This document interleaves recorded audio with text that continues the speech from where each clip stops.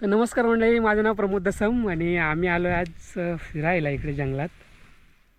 तर हे बघा, हा एक भेटला आम्हाला. याला आमच्याकडे बोलतात बिरबुला.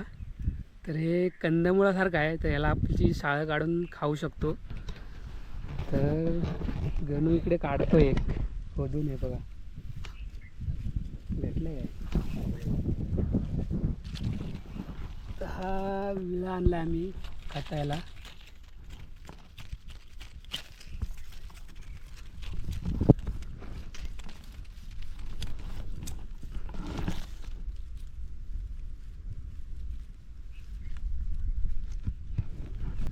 तर हा बघा, हा आहे बिरबुला. हा आता कथून काढला याने.